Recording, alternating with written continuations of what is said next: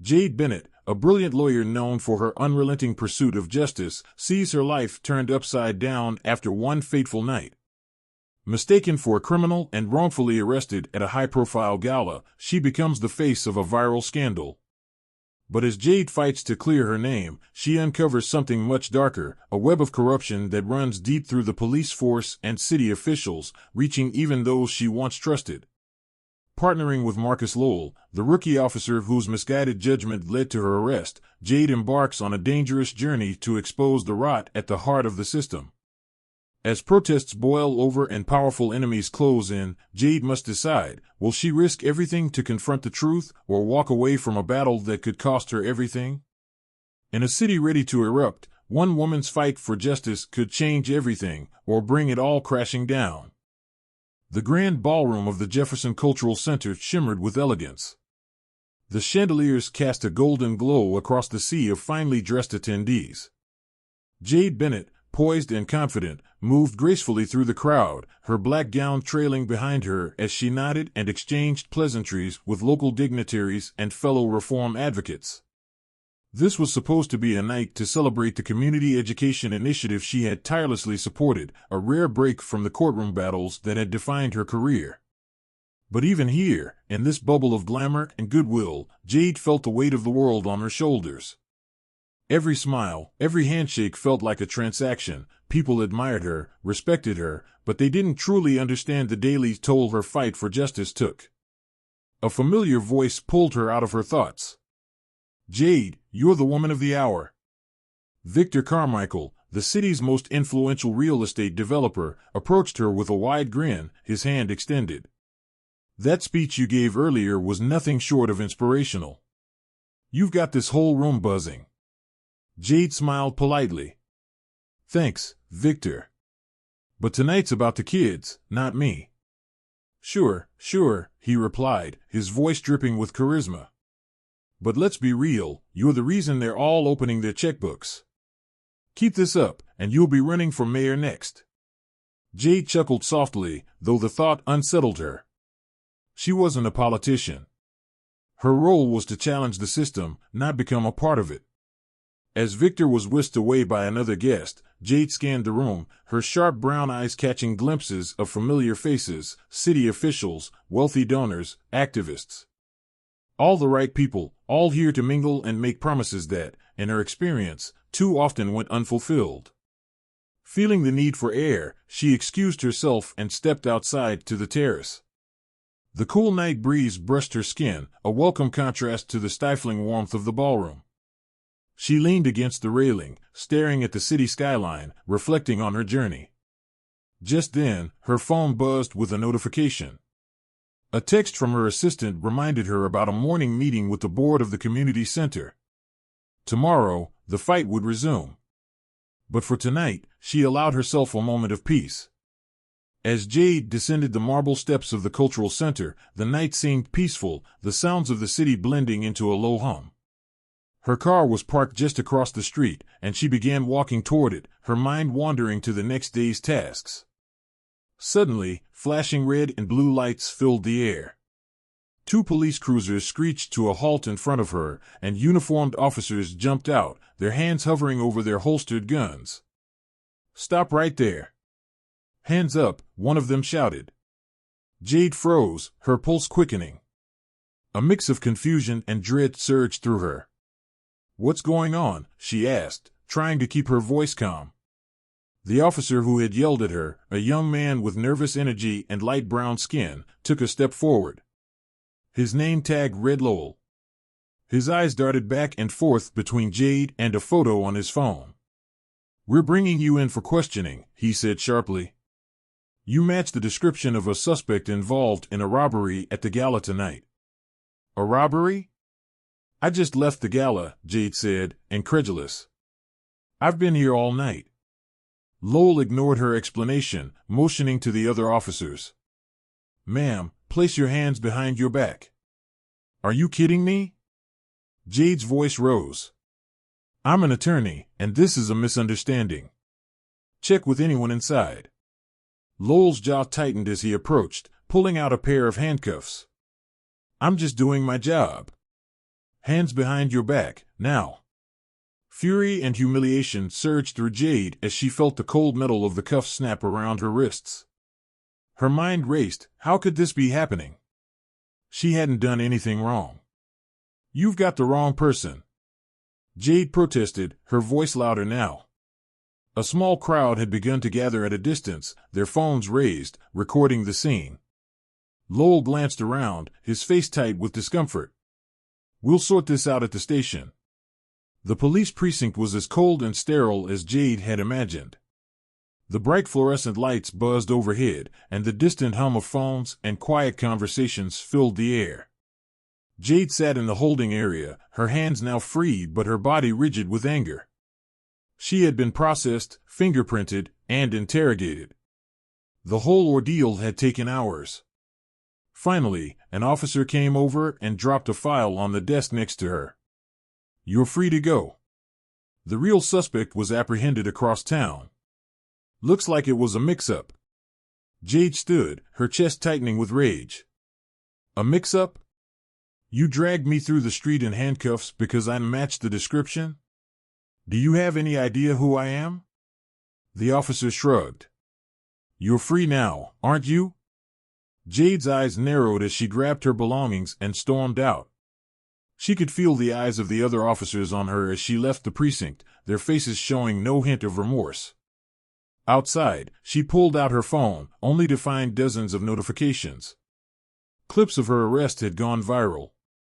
There she was, in a sleek gown, hands cuffed behind her back, being led into the police cruiser like a common criminal. Her phone buzzed again. This time it was a call from Vanessa, her best friend and fellow lawyer. Jade, are you okay? I just saw the video. I'm fine, Jade said, her voice betraying her frustration. But this isn't over. They can't just get away with this. Let's talk tomorrow, Vanessa replied. We need to strategize. If they think they can humiliate you like this and walk away, they're dead wrong. Jade hung up and stared into the night. This wasn't just about her. This was about every person who had been wrongfully targeted, every family torn apart by systemic injustice. This was the battle she had trained for. She wouldn't let them silence her. The next morning, Jade walked into the precinct, her posture steely and unyielding. She wasn't here as a victim today, she was here as an advocate for justice. Officer Marcus Lowell stood behind the counter, his nervous energy palpable. When he saw her approaching, his face drained of color. Miss Bennet, he stammered, I didn't expect. You didn't expect me to come back? Jade cut him off, her voice sharp but controlled. You didn't expect me to stand up for myself? You didn't expect to be held accountable? Marcus's eyes flickered with guilt. I didn't know. I mean, you matched the description. Jade's gaze bore into him. A description of what? A black woman in a nice dress? How many people did you stop last night? Or was it just me? He swallowed hard. Look, I'm sorry. Sorry won't fix this, Jade snapped. You were reckless, and your bias put my reputation, my career, on the line. Do you even understand what that feels like? Marcus shifted uncomfortably. I didn't mean for this to happen. Well, it did, Jade said, her voice dropping to a low, dangerous tone. And now, I'm going to make sure this never happens to anyone else. That night, back in her apartment, Jade sat at her kitchen table, her hands wrapped around a cup of tea. The apartment was silent, save for the soft ticking of the clock on the wall. Her mind was spinning, replaying the events of the past 24 hours. The memories of her uncle flooded back. His wrongful death at the hands of the police had been the catalyst for her entire career. She had promised herself she would fight for justice, for reform, but this, being dragged into the very system she fought against, had reopened wounds she thought had healed. Jade took a deep breath, her resolve hardening. This wasn't just about clearing her name. It wasn't just about her. This was about dismantling the broken system that had wronged her and so many others. The fight was personal now. Tomorrow, she would begin. She would gather every piece of evidence, every bit of information that pointed to corruption within the precinct. And she wouldn't stop until she had exposed it all. Jade looked out the window at the dark cityscape. Somewhere out there, the real criminals were still hiding in plain sight, protected by the very people sworn to serve and protect. But not for long. She would see to that. Jade sat at her desk in her law office, staring at the pile of papers in front of her. The previous night's memories still clung to her, her wrongful arrest, the humiliating hours at the precinct, and her confrontation with Marcus Lowell. Every time she closed her eyes, the flash of those police lights flickered behind her eyelids, but she pushed it aside. She had to focus. This wasn't just about clearing her name. It wasn't even about proving the biases of one officer. Jade's instincts told her there was something deeper, something systemic, and she was going to find out what. She flipped open the police report, skimming through the details of her arrest. The vague language irritated her, suspected involvement, matched the description, acting suspiciously. It was all a farce, but none of it pointed directly to the corruption she felt pulsing beneath the surface. She needed evidence, something concrete to show that this wasn't just a random mistake. Her phone buzzed, pulling her out of her thoughts. It was Vanessa. "Hey, Jade," Vanessa's voice came through the line. "Any updates on your end?" Jade sighed. "I've gone through the reports. It's all very carefully worded, of course. But there's something that's just not adding up. I think there's more to this, Vanessa. I don't believe this was just one officer's mistake." Vanessa was silent for a moment. "You think they're protecting someone?" "I'm sure of it," Jade replied, leaning back in her chair. "This whole thing feels off. And the way they rushed to brush it off at the station, like it was no big deal. I'm going to dig into it. You know I've got your back. Do you need anything from me?" "Actually, yes," Jade said, an idea forming. "Can you pull up any information on internal investigations into that precinct? Complaints, misconduct reports, anything that's been buried or overlooked?" "You got it. I'll see what I can find." "Thanks, Vanessa. I'll keep you posted." Jade hung up, feeling a little lighter. At least now she had a direction. It was time to start digging deeper into the corruption that seemed to be lurking just beneath the surface. Later that afternoon, Jade made her way to the community center, a familiar refuge in times like this. The walls of the center were lined with photographs of local activists, community leaders, and everyday people who had come together to support the cause of reform. It was a place that had always reminded Jade of why she fought so hard, and today was no different. As she entered the meeting room, she saw a few familiar faces, activists, local organizers, and legal advocates, all gathered around a large table. They were here for their usual strategy session, but when they saw Jade walk in, the room grew quiet. "Jade," an older man named Luis said, standing up. "We heard what happened. Are you okay?" Jade forced a smile. "I'm fine, Luis. But we have bigger problems than what happened to me." The room buzzed with murmurs of agreement. Everyone had seen the viral footage of her arrest, and they knew it was just another example of the systemic issues they had been fighting against for years. "I don't think this was a simple mistake," Jade continued, walking toward the head of the table. "I've been digging into the precinct's history, and there's a pattern of misconduct that's been swept under the rug. If we can expose this, we can start to unravel the corruption that's been protecting these officers for too long." A woman named Teresa, an activist known for organizing protests, spoke up. "You think this goes beyond the police force? Could city officials be involved?" Jade nodded. "I wouldn't be surprised. There's too much at stake for them to let this slip through the cracks. I'm not just fighting to clear my name, I want to expose the whole system." Luis crossed his arms, his brow furrowed in thought. "But you know what you're getting into, right? If you go after the police and city officials, they won't just sit back and let you dig. They'll come after you." Jade met his gaze, her expression unwavering. "Let them try. This isn't just about me anymore. We've been fighting this battle for too long. If we don't take a stand now, when will we? The room fell silent again, but this time, the tension was charged with determination. Teresa broke the silence. All right. If we're going after them, we need to be smart about this.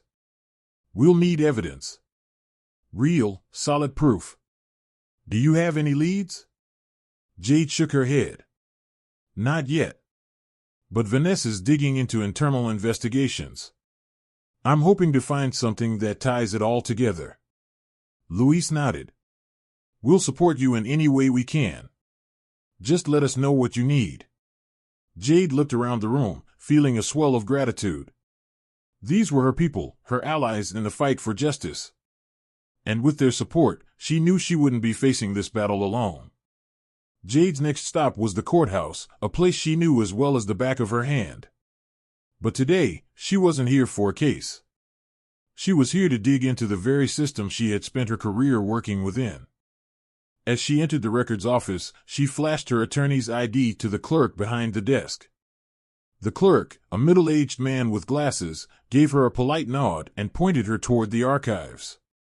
Jade spent the next few hours combing through files, reports, and documents, looking for anything that might point to corruption within the police precinct. It was tedious work, but she had learned long ago that the truth was often buried in the fine print. She had just pulled out a file on a complaint lodged against the precinct when her phone buzzed with a text from Vanessa. Found something interesting. Several misconduct reports from that precinct went missing last year. No follow-up, no disciplinary action. Let's talk soon. Jade's heart raced. Missing reports? This was exactly the kind of thing she had been looking for. She quickly texted Vanessa back, asking for more details, then focused on the file in front of her. As she scanned the pages, something caught her eye. There was a notation about an internal investigation into one of the officers involved in her arrest, Officer Lowell. It had been closed, no action taken, despite the officer being flagged for multiple complaints of misconduct. Jade's blood ran cold. This was the thread she had been looking for, and she was going to pull on it until the whole thing unraveled. The next morning, Jade returned to the precinct, her mind swirling with everything she had uncovered. She had come here to file a formal complaint against Officer Lowell and to request access to more internal documents. But as she approached the front desk, she saw a familiar face, Marcus Lowell himself. He was standing off to the side, his hands shoved in his pockets, looking as though he hadn't slept in days. When their eyes met, he hesitated for a moment before walking over to her. "Miss Bennet," he said quietly, his voice tense. "Can I talk to you?" Jade raised an eyebrow, folding her arms across her chest. "Talk? What could you possibly have to say to me?" Marcus looked around nervously, as if he didn't want anyone to overhear. "Look, I know I screwed up. I shouldn't have arrested you that night. But there's something you need to know."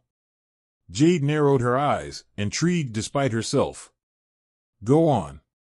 "There are things happening in this precinct," Marcus began, lowering his voice. "Things I can't ignore anymore.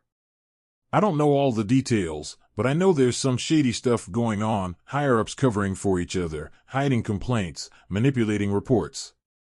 Jade's heart pounded in her chest. This was confirmation of what she had suspected. But she wasn't ready to trust him yet. "And why should I believe you?" she asked, her voice laced with skepticism. Marcus hesitated, then looked her straight in the eye. "Because I'm not asking for your forgiveness. I'm asking for your help. I don't want to be part of a corrupt system. I want to make things right." Jade studied him for a long moment. She could see the guilt etched into his face, the conflict tearing at him. He wasn't a villain, just a man who had been caught up in a broken system, just like so many others. "All right," she said finally. "But if we're going to do this, you're going to have to give me everything you've got. No half-truths. No holding back." Marcus nodded. "I'll give you everything." That evening, back in her apartment, Jade sat at her kitchen table with a stack of files spread out before her. Vanessa had come through with more information, and Marcus had agreed to share what little he knew about the inner workings of the precinct. As she sifted through the documents, one name kept popping up: Lieutenant Eric Donovan. He was mentioned in multiple reports, always in connection to cases where complaints had been dropped or mishandled. It seemed that Donovan had been quietly covering up misconduct for years. Jade's mind raced. This was the lead she had been looking for. If she could prove that Donovan was orchestrating a cover-up, it could expose the entire network of corruption within the precinct. She picked up her phone and called Vanessa. "I've found something," Jade said, her voice steady but urgent. "Lieutenant Donovan. He's the one pulling the strings." Vanessa's voice crackled through the speaker. "I'll dig into him. But Jade, be careful. If Donovan's really involved, you'll be going up against someone with a lot of power." "I know," Jade replied, her jaw set with determination. "But this is the fight I signed up for. I'm not backing down." As she hung up the phone, Jade felt a surge of resolve. She had uncovered the first layer of the conspiracy, but there was still so much more to find. The battle was just beginning, and she was ready for whatever came next. The neon signs of the downtown streets buzzed above Jade's head as she walked, hands shoved into the pockets of her coat. The cold wind nipped at her skin, but she barely felt it, her mind too focused on the task at hand.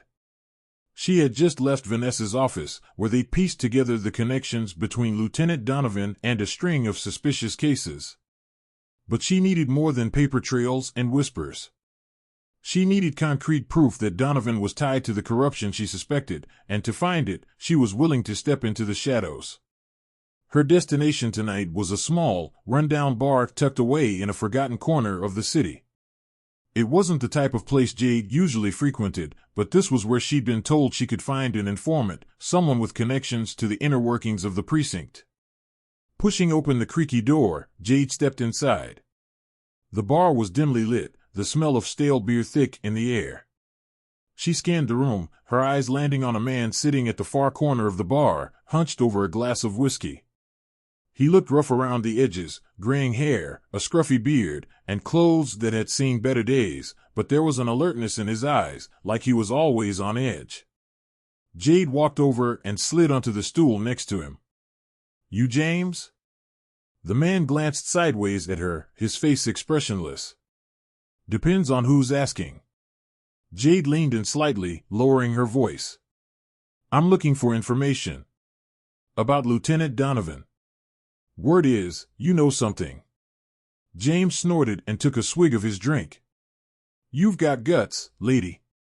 Coming here and asking about Donovan like that." "I'm not afraid of him," Jade replied, keeping her tone firm. "I just need to know what you know." James set his glass down, giving her a hard look.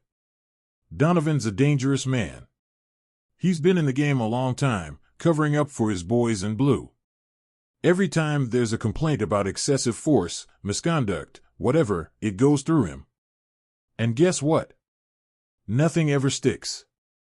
Those officers walk away clean, and the victims get nothing." Jade's jaw tightened. This was exactly what she'd suspected. And why does he do it? Is he getting paid off? "Maybe," James said, shrugging. "Or maybe he just likes the power. Either way, he's got his hands in everything. You go after him, you better be ready for a fight." Jade held his gaze. "I'm ready." James chuckled darkly. "We'll see about that. Look, I can point you in the right direction, but if you're really gonna take him down, you're gonna need something solid. Donovan's been careful, but there's a rumor he's got a little side hustle, something off the books. Start there." "What kind of side hustle?" Jade asked. James leaned back, smirking slightly. "Word is, he's been dealing with some unsavory folks. You didn't hear this from me, but Donovan's got ties to organized crime. Protection rackets, money laundering, you name it. He uses his position in the precinct to keep it all under wraps." Jade's pulse quickened. This was the kind of lead she needed. If she could connect Donovan to criminal enterprises, it would be the smoking gun she'd been searching for. "Where can I find these people he's working with?" she asked. James shook his head. "That's where things get tricky.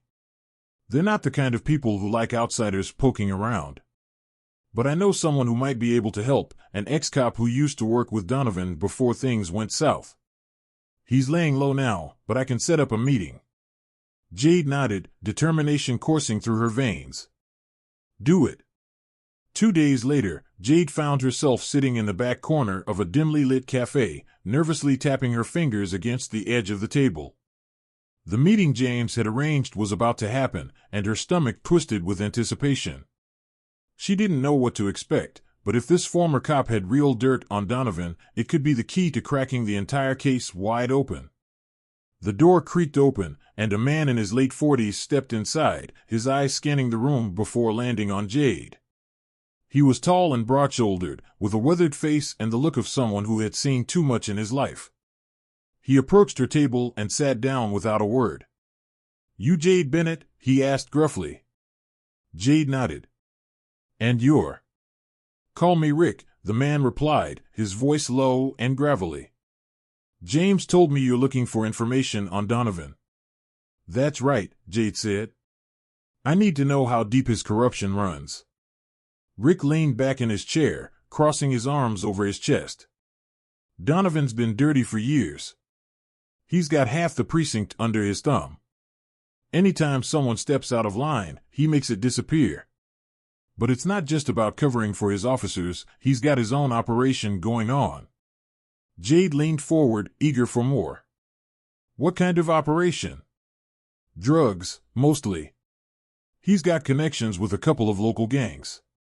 They funnel the product through his contacts, and he makes sure none of it gets traced back to them. In return, they pay him off and keep quiet." Jade's mind raced. If she could prove Donovan's involvement with drug trafficking, it would be enough to bring him down and potentially expose the broader network of corruption in the city. "Do you have any proof?" she asked. Rick hesitated, glancing around the cafe. "Not on me. But I've got some files stashed away from when I worked with him. I kept copies of everything, just in case." "Can you get them to me?" Jade asked, her heart pounding. Rick nodded slowly. "Yeah. I can get them to you. But you've got to be careful. Donovan's no fool. He's been in this game a long time, and if he finds out you're digging into his business, he'll come after you." Jade's eyes narrowed. "Let him try." As soon as Rick left the cafe, Jade's phone rang. It was Vanessa. "Hey, I've been trying to reach you," Vanessa said, her voice tense. "You need to be careful, Jade. I just got word that Donovan's starting to get suspicious. He knows someone's looking into him." Jade's stomach tightened. "How does he know?" "I'm not sure, but I've heard rumors that some of his people are sniffing around, asking questions about you," Vanessa replied. "He's got friends in high places, Jade. If you're not careful, this could get ugly fast." Jade clenched her jaw. "I'm not backing down. Not now. I've got a lead, Vanessa. A former cop who worked with Donovan. He's giving me files, real evidence that ties Donovan to organized crime." Vanessa was silent for a moment. "That's great, Jade, but you need to watch your back. If Donovan feels threatened, he won't hesitate to use his power against you. You need to be prepared for that." "I am," Jade said, her voice firm. "I know what I'm up against." But even as she said it, a small knot of fear twisted in her gut. Donovan wasn't just another corrupt official, he was dangerous, and she was starting to realize just how high the stakes had become. The community center was buzzing with activity when Jade arrived later that evening. The tension in the air was palpable, people were on edge, and the atmosphere was charged with anger and frustration. Jade had been coming here for years, but she had never seen the place so tense. She made her way through the crowd, spotting Luis and Teresa at the front of the room. They were surrounded by other local organizers, all of them talking heatedly about the latest developments in the community. Protests against police misconduct had been intensifying, and the recent viral footage of Jade's wrongful arrest had only added fuel to the fire. "Jade!" Teresa called out when she saw her. "We need to talk." Jade nodded and joined them at the front of the room. What's going on? Luis crossed his arms, his expression grim. The protests are growing, but so is the pushback. The police are getting more aggressive, and we've heard rumors that Donovan's been pulling strings behind the scenes. He's using the unrest to justify cracking down on the protests. Donovan's involved? Jade asked, her pulse quickening. Teresa nodded. We've been keeping an eye on his moves. He's trying to paint us as radicals, stirring up trouble. It's his way of deflecting attention from the corruption in the precinct. If we don't do something soon, he's going to use this to crush the movement. Jade felt the weight of the situation settle on her shoulders. Donovan wasn't just protecting himself, he was actively working to undermine the fight for justice. And now, he was using the very unrest he had helped create to tighten his grip on power. We need to expose him, Jade said, her voice steely. We have the evidence, but we need to make it public. People need to see the truth about Donovan. Luis looked skeptical. You really think that'll work? Donovan's got the media, the politicians, and half the city in his pocket. If you go after him publicly, he'll come after you with everything he's got. Jade met his gaze, unwavering. Let him. I'm not afraid of him. Teresa placed a hand on Jade's shoulder. We're with you, Jade. But be careful. This is going to get messy. Jade nodded, feeling the weight of their support. I know. But we don't have a choice. We can't let Donovan win. It was late when Jade returned to her apartment, her mind buzzing with everything that had happened that day. The tension in the community, the growing protests, and the mounting pressure from Donovan, it was all building toward something, and she knew she had to act fast. Her phone buzzed with a message from Rick. Got the files. Meet me at the warehouse on 3rd, tonight. Jade's heart raced. This was it, the proof she needed to bring Donovan down. But something about the location made her uneasy. A warehouse, in the middle of the night? It sounded like a trap. But she had no choice. She needed those files. An hour later, Jade pulled up outside the old, abandoned warehouse on 3rd Street. The building loomed in the darkness, its windows shattered and the air around it thick with an eerie stillness. She glanced around, half expecting to see someone watching her, but the street was deserted. Taking a deep breath, she stepped out of her car and walked toward the entrance. The door creaked as she pushed it open, and she stepped inside, her footsteps echoing through the vast, empty space. Rick, she called out, her voice bouncing off the walls. There was no response. Jade's instincts screamed at her to turn around, but before she could move, a shadowy figure stepped out from the darkness. You shouldn't have come here, Bennet, a voice said, cold and menacing. Jade's heart dropped. She had walked straight into a trap. The steps of City Hall were packed with a sea of people. Signs demanding justice and systemic reform bobbed above the crowd. The air was charged with a mixture of anger and hope, voices rising in unison as they chanted slogans for change. Jade Bennet stood at the makeshift podium, gripping the edges tightly. Her heart pounded as she scanned the crowd, aware of the weight her words carried. She leaned toward the microphone, her voice steady despite the turmoil within. This is not just about my arrest, Jade began, her voice cutting through the hum of the crowd. It's about the thousands who don't have the platform I do, who suffer silently under a broken system. Applause and cheers erupted, but Jade's sharp gaze caught a few police officers standing at the edges of the crowd, their expressions unreadable. She took a deep breath and pressed on. We are not here to destroy, she continued. We are here to rebuild. To demand accountability, fairness, and justice. This city deserves better, and we won't stop until we get it. Her words were met with thunderous applause, but she felt the weight of the growing resistance from those in power. As Jade stepped away from the podium, her friend and fellow advocate, Regina, approached her. You're painting a target on your back, Regina warned, her voice low. Jade nodded, a grim smile tugging at her lips. Let them come. I'm ready.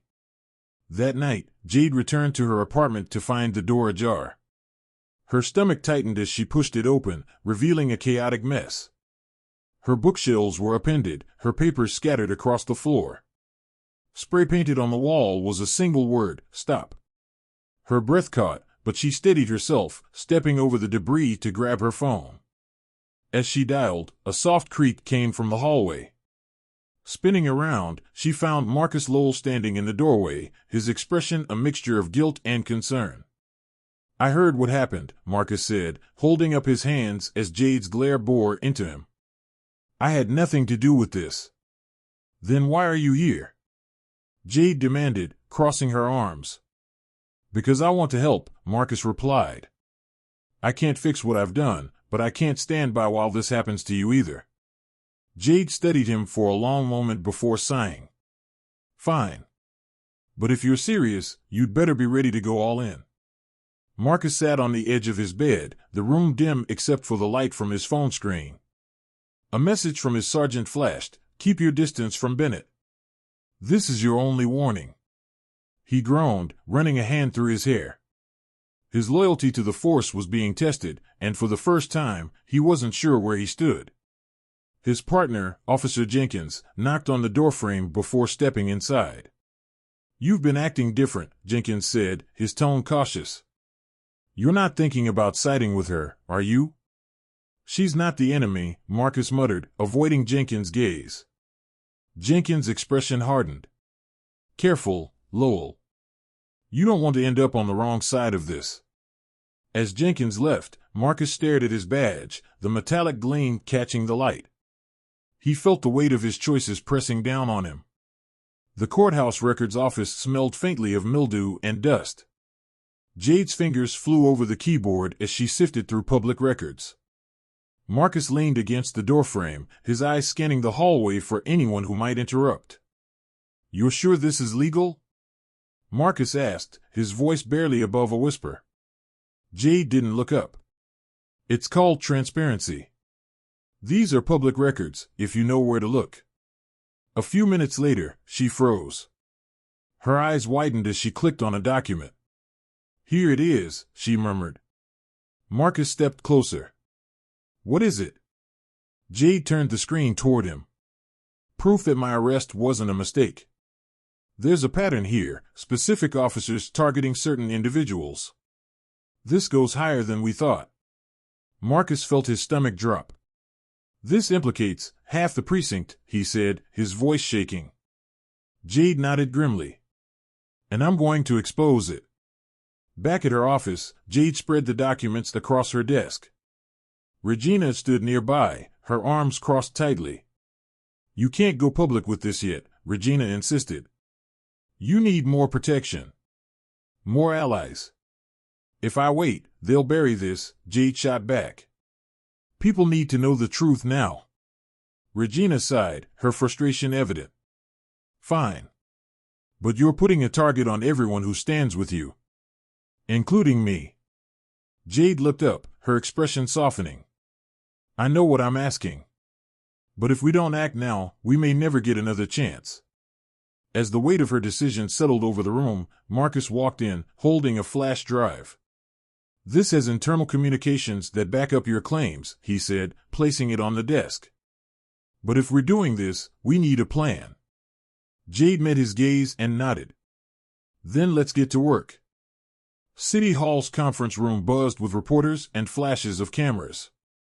Jade Bennet stood at the podium, her hand steady as she gripped the stack of documents she planned to reveal to the public. Beside her stood Regina, her most trusted ally, and Marcus, looking tense but resolute. Jade leaned into the microphone, her voice commanding attention. "Today, we expose the truth. A truth that has been buried under layers of corruption for far too long." She held up the evidence, a network of connections implicating high-ranking officials in a cover-up spanning years. The crowd stirred as the tension in the room thickened. As Jade began outlining her findings, the doors swung open with a loud bang. A familiar face entered, flanked by two city officials. It was Councilman David Raines, a longtime supporter of Jade's advocacy efforts. "I'm sorry to interrupt," Raines said, stepping to the podium. His smile was too polished, too deliberate. But I must correct a grave misunderstanding. Jade froze. David, what are you doing? She whispered, her voice sharp but low. You've overstepped, he replied quietly, then turned to the microphone. While Ms. Bennet's passion is commendable, her conclusions are unfounded and dangerous. This city cannot afford reckless accusations. Gasps rippled through the room. Marcus stepped forward, anger flaring in his eyes. He's lying, he hissed. Regina grabbed Jade's arm. We need to leave, she urged, but Jade stood firm. No, Jade said, her voice firm as she leaned back into the microphone. The evidence speaks for itself. If Councilman Raines disagrees, he's welcome to present counter-evidence. Until then, the people deserve the truth. But the damage was done. Raines' betrayal cast a shadow of doubt, and the press swarmed him for statements, ignoring Jade. Her victory felt like it was slipping through her fingers. The community center was usually a place of solace for Jade, but tonight, it buzzed with tension. Supporters and skeptics alike had gathered, their voices rising in heated debate. She's risking everything for us, a young woman argued, her arms crossed tightly. And what if she's wrong? An older man countered. What if this fight makes things worse? Jade watched from the corner, her stomach churning. Regina stood beside her, her expression grim. You need to say something, Regina urged. Jade shook her head. Not yet. Let them speak. They need to vent. As the argument escalated, Marcus entered, his presence drawing attention. He raised his hands, signaling for calm. Listen up, he said, his voice cutting through the noise. I know some of you don't trust me. But trust this, the corruption we're fighting is real. I've seen it. Jade's risking her life to expose it. If we don't stand together, we're letting them win. The room quieted, murmurs replacing the shouts. Jade stepped forward, her gaze sweeping the crowd. I know this is hard, she said. But if we give up now, they'll bury the truth. We'll lose the chance to make real change. I need you with me. All of you. For a moment, the crowd was still. Then, slowly, applause began, rippling through the room.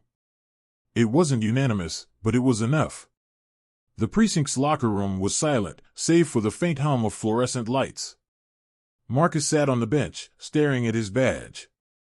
Jenkins entered, his heavy boots echoing against the tiles. You're playing a dangerous game, Lowell, Jenkins said, leaning against the lockers. I'm doing what's right, Marcus replied without looking up. Jenkins scoffed. What's right? You think Bennett's going to save this city? She's going to tear it apart. And you're helping her.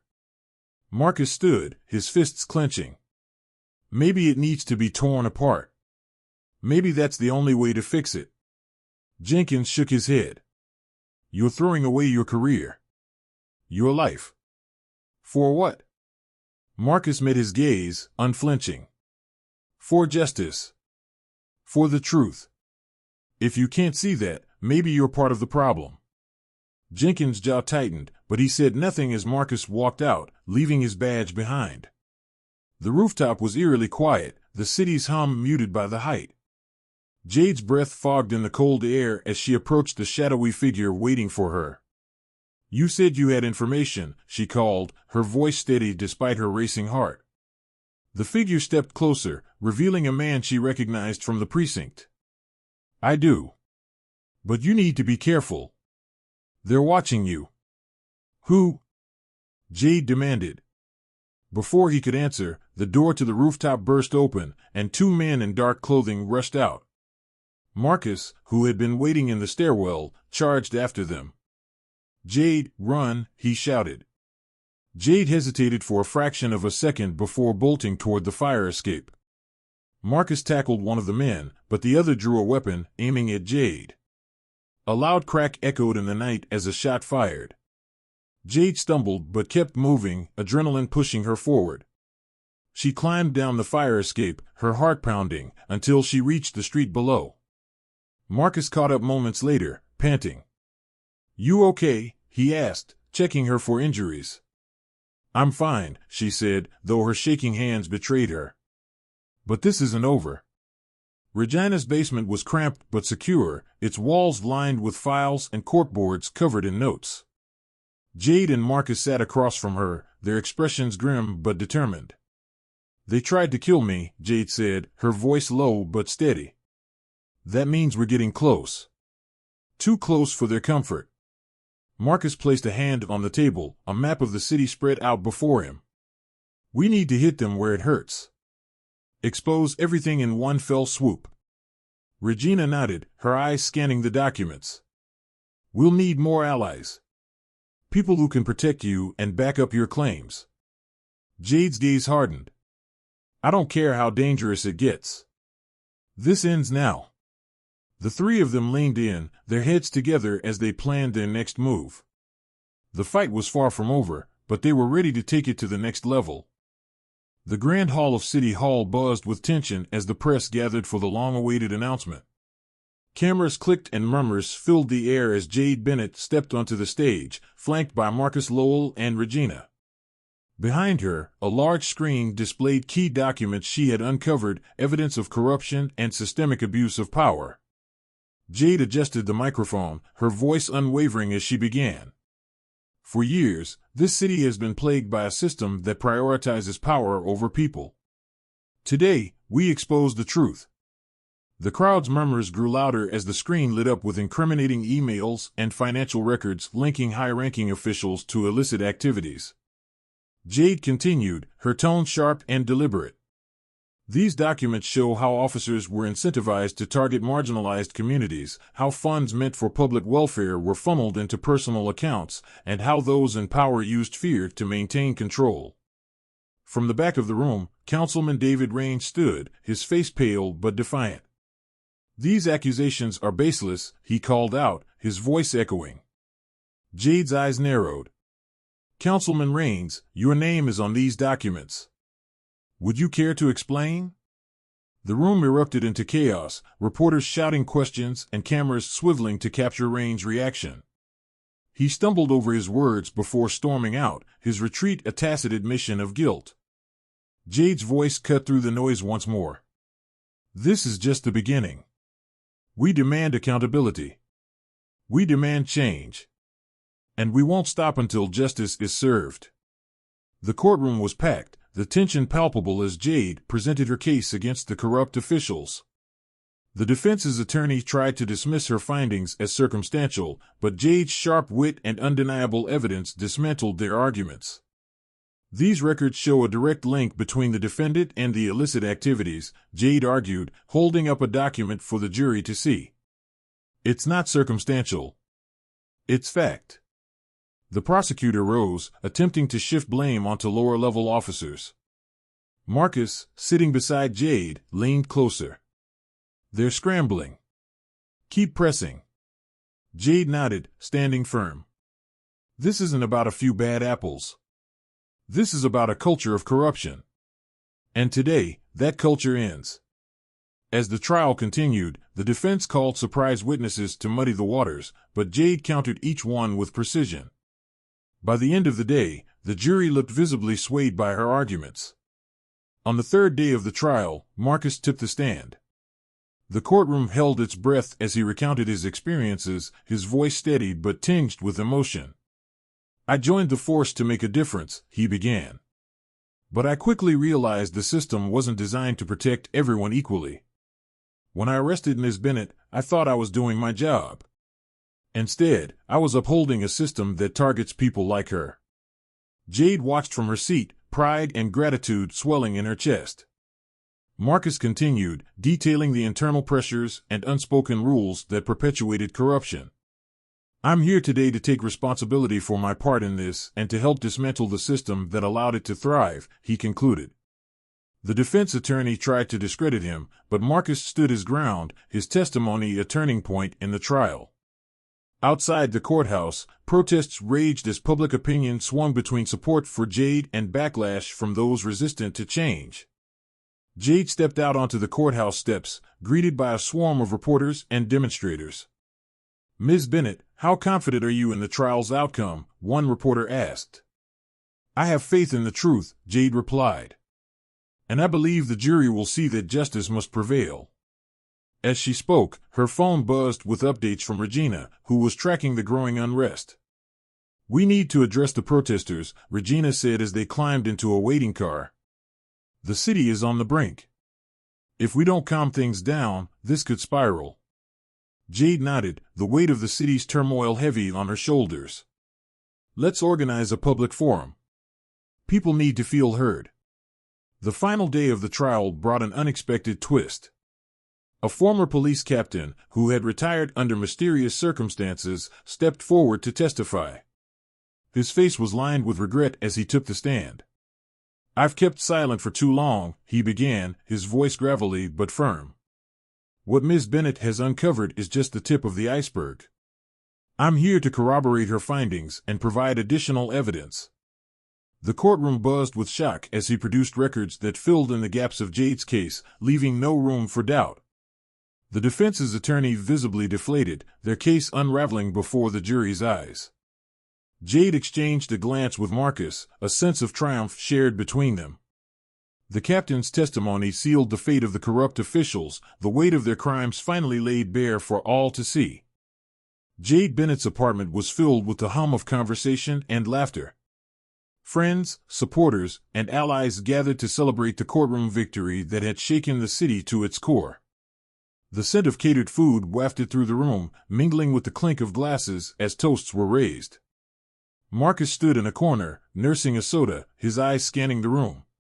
He caught Jade's gaze and raised his glass in a small salute.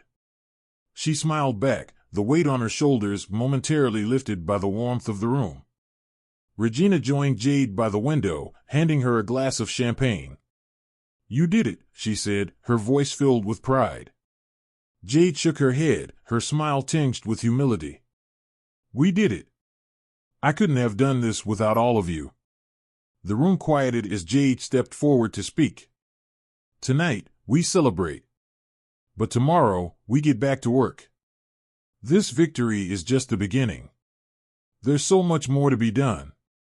Applause erupted, but as the cheers subsided, Jade's expression grew serious. She knew the fight for reform was far from over. The community center was unusually quiet, the echoes of recent protests still lingering in the air. Jade walked through the halls, her footsteps soft against the worn linoleum. She paused in front of a memorial wall, adorned with photos, candles, and handwritten notes for those lost to systemic violence. Regina found her there, her voice gentle. You've been here a lot lately. Jade nodded, her fingers tracing a name on one of the photos. I need to remind myself why we're doing this. The trial was a victory, but it doesn't bring them back. Regina placed a hand on her shoulder. No, it doesn't. But it's a step toward ensuring their sacrifices weren't in vain. Jade's eyes filled with tears, but she nodded. We have to keep going. For them. The courthouse buzzed with activity as Jade met with a group of activists and lawyers. The fallout from the trial had sparked a wave of new cases, each one revealing further cracks in the system. A young lawyer, Alan, spread documents across the table. These are cases we've been collecting. Patterns of misconduct, evidence tampering, wrongful arrests. It's overwhelming. Jade leaned forward, her focus sharp. We'll take it one step at a time. Start with the most urgent cases and build from there. The system won't change overnight, but we can't let that stop us. Marcus entered the room, a file in hand. I've got something for you, he said, placing it on the table. Internal memos from the precinct. There's more to uncover. Jade exchanged a look with Regina, determination lighting her features. Then let's get to work. The precinct locker room was eerily quiet as Marcus emptied his belongings into a duffel bag. His badge and gun sat on the bench, symbols of a role he no longer wanted to play. Jade appeared in the doorway, her expression soft but curious. You're really leaving? Marcus nodded, zipping up his bag. It's time. I can't be part of a system I don't believe in anymore. I need to figure out how to make a difference from the outside. Jade stepped closer, her voice gentle. You've already made a difference. You stood up when it mattered most. He met her gaze, a small smile tugging at his lips. Thanks to you. You showed me what courage looks like. They shook hands, a silent acknowledgement of the bond forged through their shared fight. As Marcus walked out, Jade felt a pang of loss, but also a sense of hope. Change wasn't just about systems, it was about people. Jade walked through the city streets, her steps purposeful. The city felt different now, its energy charged with the possibility of change. She passed murals painted in honor of the movement, their vibrant colors a stark contrast to the gray buildings around them. Stopping at a park, Jade watched as children played and families gathered. She pulled out her phone, scrolling through messages from supporters, activists, and community leaders. Each one was a reminder of the work still to be done. Regina called, her voice bright on the other end. You ready for the next meeting? We've got a lot to discuss. Jade smiled. Always. I'll be there in 10. As she hung up, Jade took a deep breath, the weight of the city's struggles and hopes settling on her shoulders. She squared them, ready to move forward. The fight wasn't over, but the path ahead was clear. Together, they would build a better future. The TV studio was brightly lit, the cameras positioned to capture every angle. Jade Bennet adjusted her blazer, her reflection in the monitor staring back at her with calm determination. This was her first national appearance since the trial, and the stakes had never been higher. The host, a seasoned journalist with a reputation for hard-hitting interviews, introduced her. Tonight, we're joined by Jade Bennet, whose groundbreaking case has sparked a nationwide conversation about systemic reform. Ms. Bennet, thank you for being here. Jade nodded, her smile steady. Thank you for having me. The questions came fast, probing the implications of the trial and her plans moving forward. Jade navigated them with precision, her words measured but impassioned. The corruption we uncovered isn't unique to my city, she said. It's a systemic issue, deeply rooted in policies and practices that prioritize power over people. But change is possible. It starts with accountability and a commitment to justice. The host leaned forward. And what do you say to those who claim your efforts are destabilizing rather than reforming? Jade's gaze didn't waver. Destabilizing a broken system isn't the problem. It's the solution. The state capitol building was a hive of activity. Lobbyists and politicians moved through the halls, their discussions tinged with urgency. Jade sat across from Senator Caroline Hunt, a prominent opponent of her reform efforts. Ms. Bennet, Hunt began, her tone polite but firm, your passion is admirable, but your methods are divisive. We can't overhaul an entire system overnight. Jade's jaw tightened. I'm not asking for overnight change, Senator. I'm asking for action. Delaying reform only perpetuates the harm. Hunt's expression softened slightly, but her voice remained cautious. You're making powerful enemies. Be careful, Ms. Bennet. Not everyone is as willing to discuss this civilly. Jade stood, her resolve unwavering. The people I'm fighting for don't have the luxury of waiting for civility. This isn't about politics. It's about justice. The city park was a sea of people, banners and signs waving in the crisp afternoon air. The rally had drawn supporters from across the state, their chants echoing through the streets.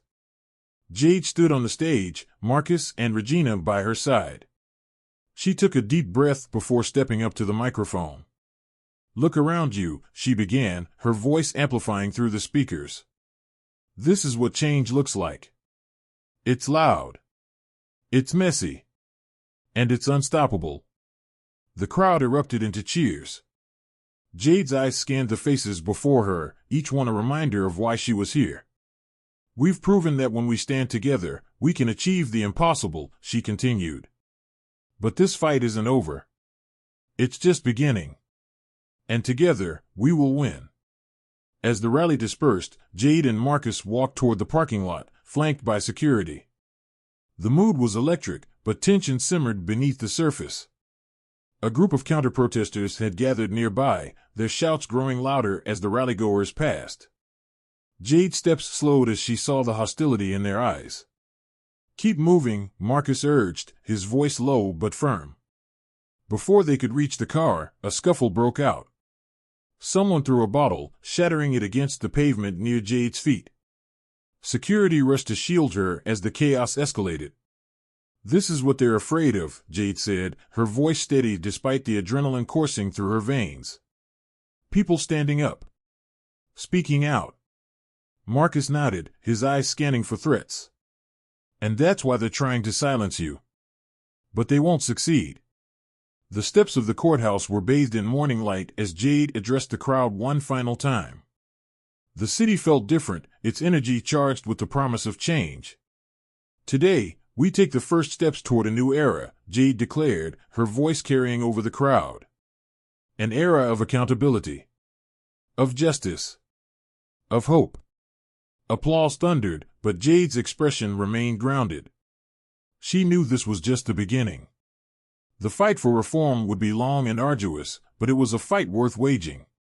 As the crowd began to disperse, Regina joined Jade, a smile tugging at her lips. "You've done something incredible here." Jade shook her head, her eyes scanning the horizon. "We've done something incredible. And we're just getting started." Marcus appeared beside them, his presence steadying.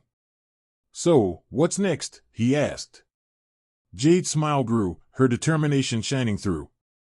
"Everything.